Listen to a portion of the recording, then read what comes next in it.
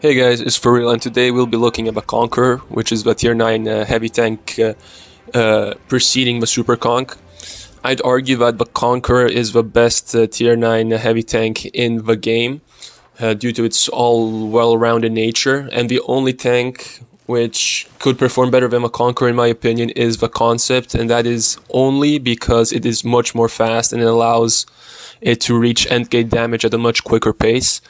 And for the regular average folk, I'd say you'd have better chances of doing damage with a conk than the Concept, because the Concept can be quite frustrating in terms of its gun usage, and its armor, despite looking really solid, it can actually be penetrated in the turret, and it has several weak spots on the side. Now, focusing on the battle itself, we're on Live Oaks currently, and it's a tier 10, tier 9 match, which, when it comes to damage, I think it's the best for tier 9s.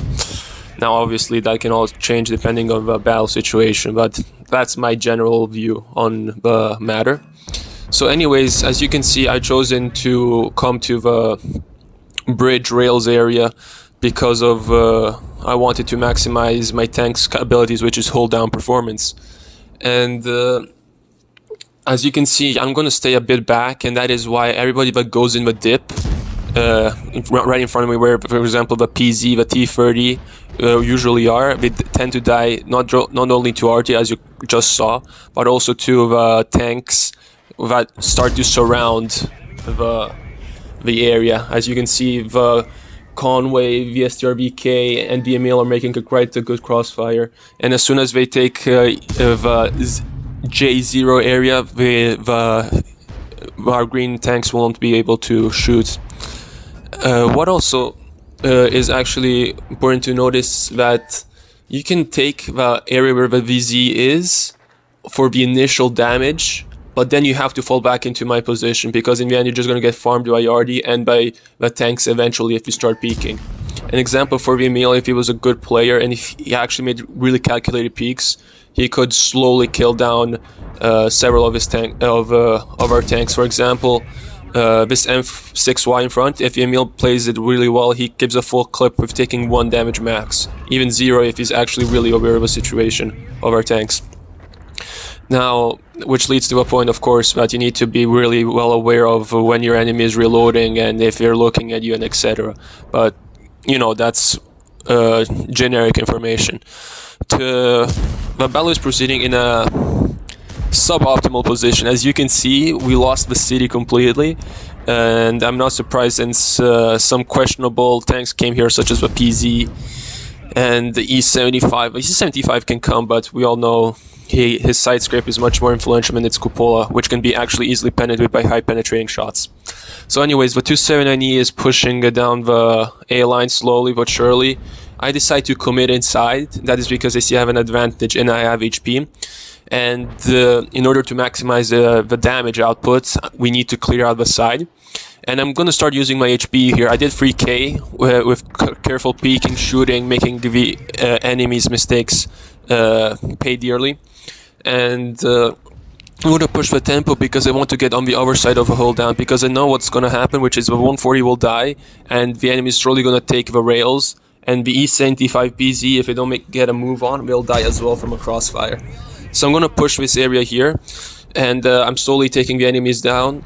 The Conqueror has between 8 and 9 seconds reload, which is not great, but definitely not bad. And I'm going to start to take this area so that the T54 cannot farm me from behind, and my tanks will show up from the A0, who will just push up into us to, you know, farm the end game damage. I hope I managed to take the Progetto. Yes, I do. And the score was 1-6 for a moment, and now it was 4-6, which was good because it means we were, you know, balancing the battle out. But as you can see, everybody's going to die in the base, so that doesn't really matter. So it's 5-9, and as you can see, I clearly managed to take the south of this map, so I don't have to worry about my behind.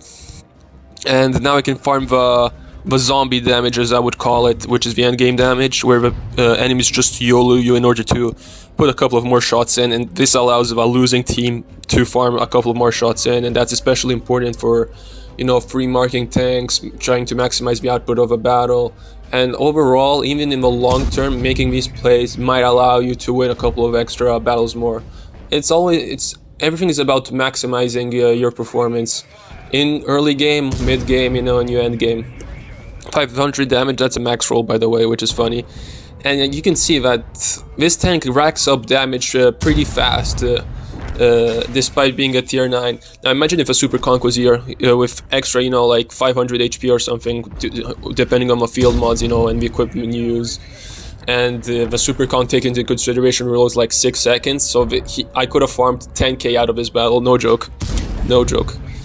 And probably I put like 2 more shots into the 279 because of its higher penetration, but maybe I'm wrong, maybe we have the same penetration. Anyways, that's irrelevant. I just wanted to show you guys how it play live oaks if you lose the dip, but as well as what you should do at the end game.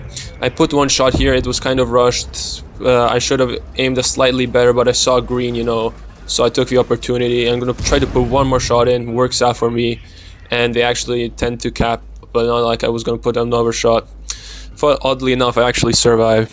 So anyways, guys, I hope you enjoyed this battle and seeing how I approach the situation when the enemy takes complete control of a map in order to try to maximize my output.